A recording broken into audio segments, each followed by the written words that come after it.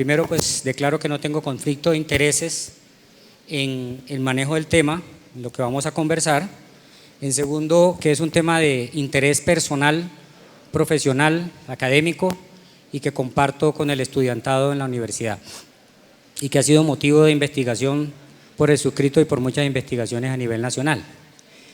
La diabetes gestacional hace parte del grupo de enfermedades trazadoras que complican el embarazo, parto y puerperio. De hecho, es la entidad médica más frecuente que complica el embarazo y sus consecuencias pueden ser lamentables para la madre, el feto, el recién nacido, y se ha demostrado que también hay problemas en la vida futura. Lo que vamos a conversar hoy va a ser enfocado exclusivamente a los aspectos diagnósticos, porque la diabetes gestacional es motivo de controversia en todos sus aspectos, tanto el diagnóstico como la terapéutica y todo lo que le concierne. Entonces vamos a empezar haciendo un poco de historia. El primer autor que mencionamos, Bennewiss, 1824, hizo la primera publicación del caso que se conoce como diabetes gestacional. En ese momento él reportó una paciente de 27 semanas de gestación con un embarazo que estaba presentando en el momento mucha polidipsia, poliuria y polifagia, así la mencionó él. Hizo una revisión sobre el tema de lo que en ese momento todavía ni siquiera se conocía como diabetes y analizó que esa paciente era el quinto embarazo y en ese momento estaba presentando síntomas que se le habían presentado en el cuarto embarazo pero sin llegar a complicarse. La paciente alcanzó a llegar a la semana 36 de gestación con un feto supremamente grande que tuvo un parto obstruido, que nació pesando 12 libras, un feto muerto, y que la paciente tuvo un posparto muy complicado, con una gran excreción de orina. Lograron recogerle un cálculo de unas 16 libras de orina, así lo dice la publicación original, y midieron el nivel de azúcar que tenía en la orina y les dio el equivalente al 1% de azúcar en la orina. Ese fue el primer reporte que hubo de una glucosuria. Este fue un caso que el colega lo mencionó y en términos de la publicación como cuando vemos un pájaro raro, así lo describe él en la traducción de su publicación original en inglés, porque fue un caso supremamente extraño para él. Luego, Duncan, en 1882, hace una revisión de los casos conocidos hasta la fecha, encuentra 22 situaciones en las cuales se presentó embarazo con toda la sintomatología referida por Bennewiss, incluyendo el caso de él, y de ellos 13 de los fetos fallecieron, 9 de las madres murieron en el posparto o en el primer año después del parto, y definitivamente se consideró que existía una entidad que se relacionaba con niveles elevados de azúcar y que producía complicaciones maternas y fetales. Más adelante, en los consensos internacionales, se empezó a hablar de una hiperglicemia que se relacionaba con resultados adversos del embarazo, y más o menos en 1954 ya se empezó a usar la prueba de carga de 50 gramos, aunque todavía no era la que hoy conocemos. En Boston se empezó a hacer un estudio en 2 hospitales aplicando esta prueba y determinando qué pacientes tenían alteraciones de la tolerancia a la glucosa. Y solo hasta el año 64 conocemos el primer estudio del famoso doctor O'Sullivan, que todos ya estamos enterados por su prueba de tolerancia a la glucosa simplificada. Esa publicación es un clásico, la publicación de O'Sullivan y Mahan, donde describen la prueba de 100 gramos originalmente. Hay que aclarar que lo que hoy conocemos como prueba de O'Sullivan realmente es una modificación que hizo el doctor O'Sullivan de su prueba original, la que publicó en el 64, y la prueba de O'Sullivan realmente la publicó en finales de la década del 60, un poquito antes de los 70, copiando o utilizando la prueba de 50 gramos que había utilizado el doctor Hoet. Más adelante, el doctor Pearson, a quien le debemos los famosos criterios de complicación de la diabetes, describe y enuncia un nombre que se acuñó como diabetes gestacional, y en los primeros consensos internacionales, en el año 1980 se hizo el primero de los workshops internacionales sobre diabetes. Ya se habla entonces de intolerancia a los carbohidratos que se manifiesta por primera vez durante el embarazo.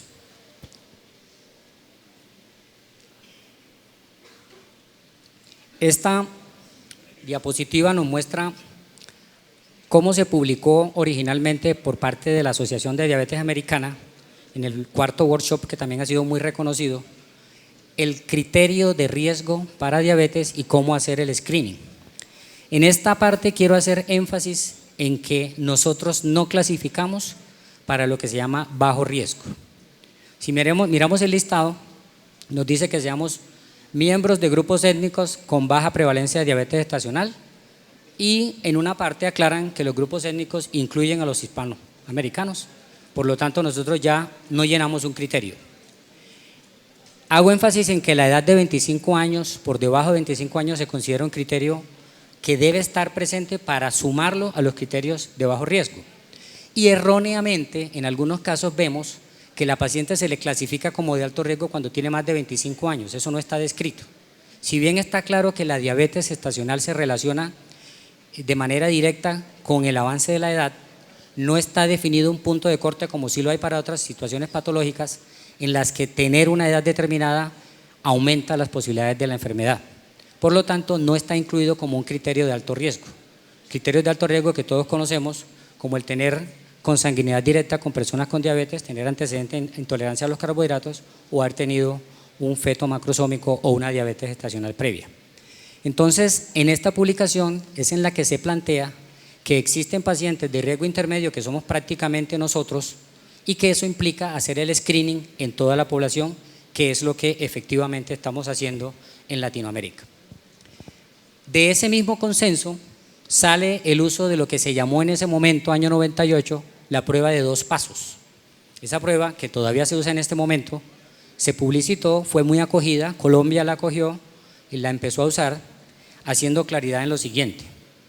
Primero, en todas las pacientes gestantes, en la semana 24 a 28, hacer una prueba de carga de tolerancia a la glucosa simplificada con 50 gramos, la que conocemos como prueba de O'Sullivan, que también se llama prueba de provocación de glucosa, por su traducción del inglés. Es importante aclararlo, y ojalá que esté acá un buen número de personas que trabajen en los laboratorios clínicos, para que recalquemos que no se necesita el ayuno.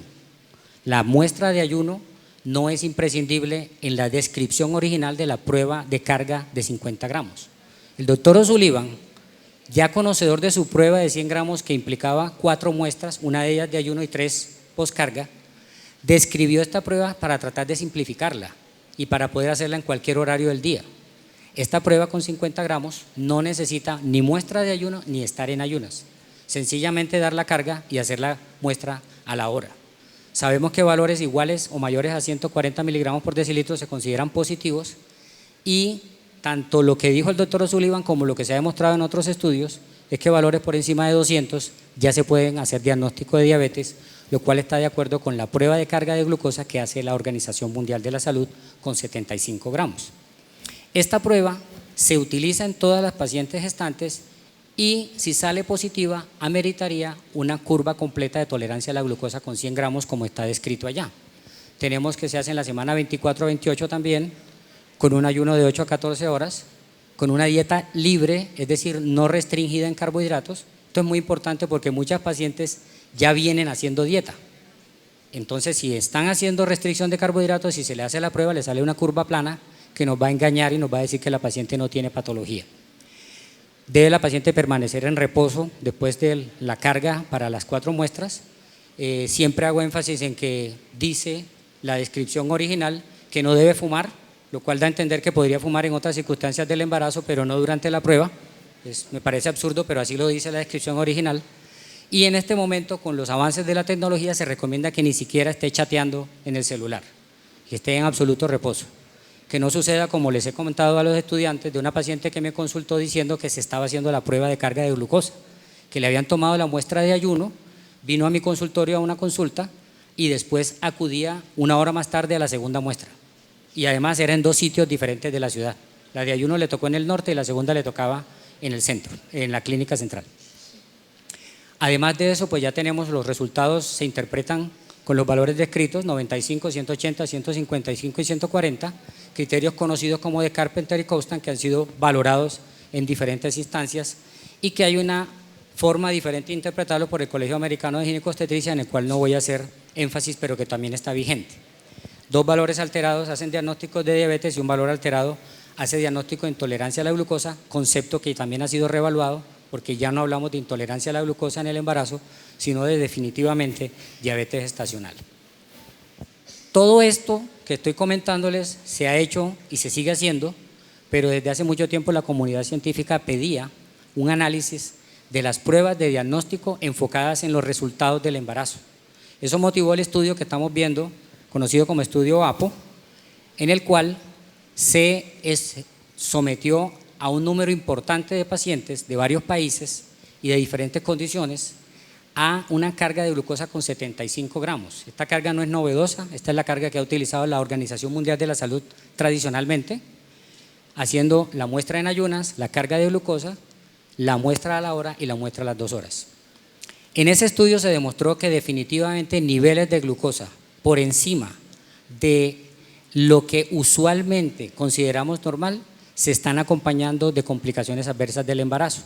Pero además, en el estudio se demostró que estos niveles elevados de glucosa podían estar por debajo de los umbrales que se consideraban patológicos hasta la fecha. Lo que no definió el estudio fue unos puntos de corte definidos. Por eso se realizó el consenso internacional de los grupos de estudios de diabetes en embarazo en el año 2010. Ellos revisaron los resultados del estudio APO, se apoyaron en otros 2 estudios que estaban terminando en ese momento y emitieron en consenso sus nuevos criterios diagnósticos o puntos de corte que se ven en la gráfica. Estos puntos de corte se publicitaron, se difundieron ampliamente y se propusieron para que fuera el único sistema de diagnóstico de alteraciones de los carbohidratos, de la tolerancia a los carbohidratos en el embarazo, también tomándolo en la semana 24 a 28. Es de aclarar que hasta ese momento ningún estudio se había centrado en el diagnóstico de la intolerancia a los carbohidratos antes de la semana 24. En ese estudio también, en ese consenso, también se sugiere que antes de la semana 24 se investigue la diabetes preexistente con las medidas que se tienen para diagnosticar diabetes en un adulto que no se encuentre en embarazo. Tomar una glicemia en ayunas, hacer una hemoglobina glicosilada o una glicemia al azar. Aclaremos que la glicemia al azar se debe tomar en personas sintomáticas, porque una glicemia al azar que no se acompaña de sintomatología genera muchas dudas, aún si está por encima de 200, y de todas maneras habría que repetir el estudio. La glicemia en ayunas por encima de 126, como lo dice la Organización Mundial de la Salud, sugiere una diabetes, pero a su vez implica repetir el estudio también en ayunas. Y la hemoglobina glicosilada en 6.5% o más debe permanecer positiva por encima de 6.5 en 2 muestras y preferiblemente acompañarse o de síntomas o de alguna otra alteración en los laboratorios. No es una buena prueba para el embarazo porque la hemoglobina glicosilada es sensible a los cambios hematológicos del embarazo por el recambio sanguíneo y por la anemia dilucional. Aparte de que también puede ser sensible a otro tipo de sustancias que el paciente esté ingiriendo. Llegamos entonces a las guías de atención que han sido motivo de este simposio y que también son parte de los motivos de controversia. Sin que sea un comentario crítico, realmente la guía lo que menciona es esto y está textual, está copiado de la guía. En realidad no es una guía de diabetes, es la guía de control de embarazo donde dice qué se debe investigar y qué se debe detectar. Y entonces nos dice que debemos utilizar la prueba de 75 gramos en las pacientes a la semana 24 a 28, los puntos de corte que ya conocemos y que no se recomienda el tamizaje de diabetes gestacional usando la glicemia basal ni el ureanálisis. Se hace esta claridad porque el ureanálisis con glucosuria positiva se había considerado como un criterio de riesgo para diabetes hasta la fecha. Como ustedes ven, es nuestra guía nacional, es un consenso de expertos. El doctor Celade fue muy claro en la explicación de cómo se elaboró cada guía, todas tuvieron la misma metodología. En este momento en la mesa vamos a tener personas que participaron en la ejecución de la guía, como fue el doctor Gómez y ahora más adelante el doctor Estrada. Entonces, realmente hay que respetar el trabajo que se hizo en la revisión bibliográfica, en la medicina basada en la evidencia. Sin embargo, vamos a ver cómo encontramos otros aspectos controversiales.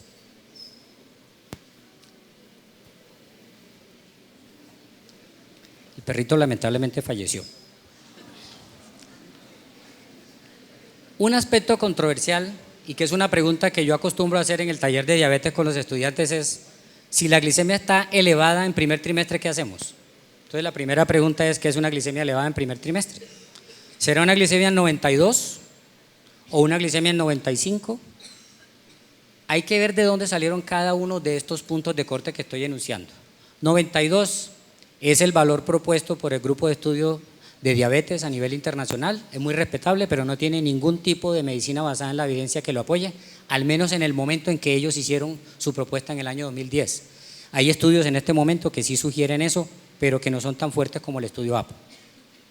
95 es el primer valor alterado del reporte por los criterios de Carpenter y colaboradores para la curva completa de tolerancia a la glucosa, pero eso es en la semana 24-28.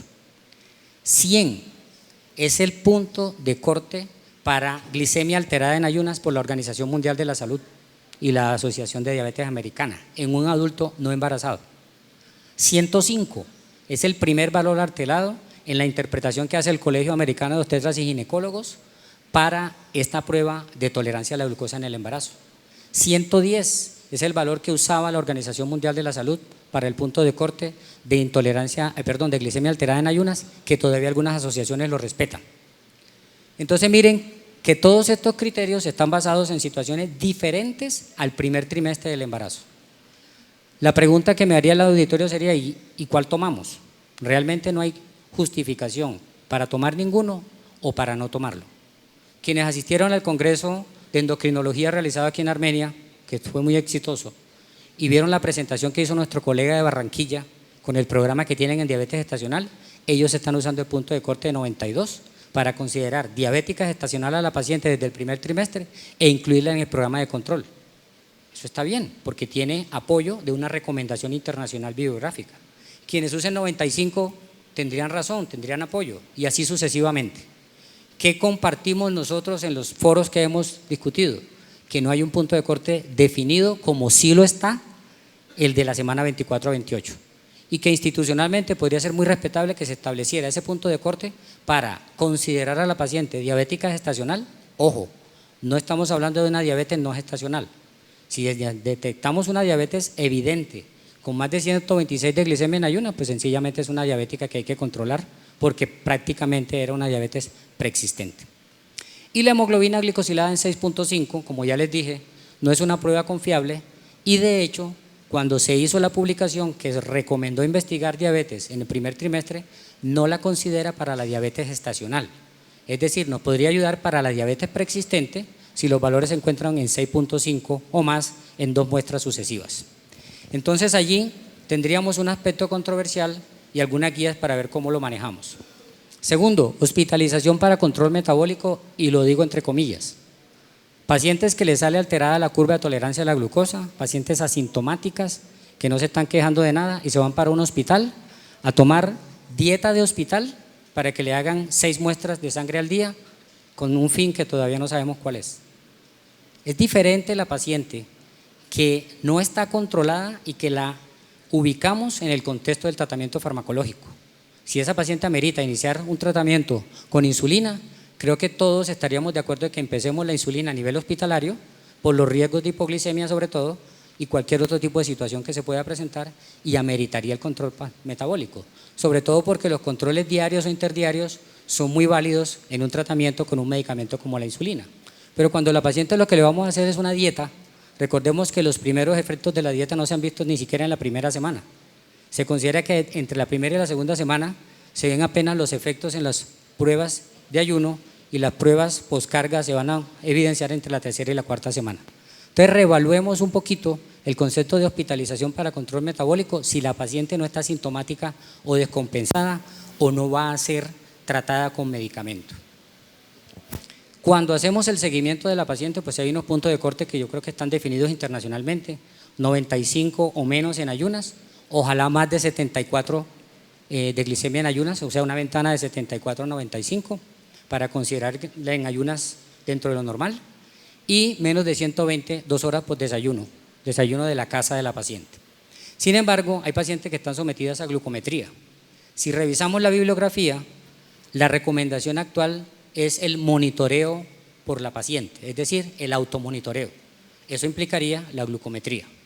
La pregunta para la institución que mande la glucometría es: ¿qué glucómetro están usando? ¿Están usando la técnica de la glucosa oxidasa, de la exoquinasa o de la glucosa deshidrogenasa? ¿Qué condiciones le están enseñando a la paciente que utilice para la toma de la muestra? ¿Qué puntos de corte se están utilizando? ¿Ese glucómetro está adaptado para dar informes sobre muestras que provengan de plasma o de sangre capilar? Esas preguntas son difíciles de resolver y ameritan un comité institucional similar al comité de infecciones. Entonces seamos cautos cuando mandemos un control de glucosa a una paciente que en principio no lo amerita si está solamente con dieta y ejercicio. Que quede claro, si la paciente está en un control de diabetes con insulina o con medicamentos diferentes, es muy probable que los cambios diarios sean muy importantes y los ajustes del medicamento se puedan hacer diariamente. La dieta no la vamos a cambiar de un día para otro, vamos a hacerle controles a la paciente periódicamente. No satanizamos el autocontrol, pero sí debemos recomendar que tengamos unas condiciones muy detalladas para hacer ese autocontrol. Gracias, doctora. La muestra en ayunas de los Sullivan, ya lo dije, se recomienda que de los Sullivan se dé la carga de 50 gramos. En Europa, en la primera parte de la diapositiva, 5 situaciones en las que utilizan criterios diferentes para diagnóstico de diabetes en la actualidad, estamos hablando del año 2015. En la segunda parte, otras 4 situaciones donde utilizan criterios diferentes. Y casi para terminar, la diabetes gestacional, entonces ya no la vamos a definir como cualquier grado de intolerancia a los carbohidratos que surge en el embarazo. Ahora, la Asociación Americana de Diabetes, después de un consenso internacional, desde el año 2014 propone que consideremos que es diabetes gestacional la que se presenta en el segundo o tercer trimestre, para que pensemos en el primer trimestre en que eso era una diabetes preexistente o diabetes manifiesta. Queda un poquito reducido en la diapositiva, pero aquí se ve cómo la misma Asociación Americana de Diabetes está recomendando que utilicemos los 2 sistemas, el sistema de un paso o el sistema de 2 pasos. O sea que retrocede con respecto a lo que aprobó en el año 2010 cuando se acogió al sistema de un paso producto del estudio APO. ¿Qué nos queda para nuestro medio? Los 3 primeros conceptos que voy a emitir no son conceptos comentados o discutidos en esta charla, pero están establecidos. La diabetes es una entidad que complica el embarazo. En segundo lugar, está demostrado que el manejo con dieta y ejercicio es fundamental para el buen resultado de la situación madre-hijo. Y tercero, que necesitamos el diagnóstico oportuno para poder implantar esas medidas. Ahora, con respecto a lo que dijimos en la charla, nuestro sistema colombiano está recomendando que utilicemos la metodología de un paso con 75 gramos de glucosa en semana 28. Es lo que está recomendando. Sin embargo, quien utilice, y de hecho lo están haciendo, el sistema de 2 pasos, tomando primero los Sullivan y luego haciendo la carga de glucosa con 100 gramos en caso necesario, no están obsoletos.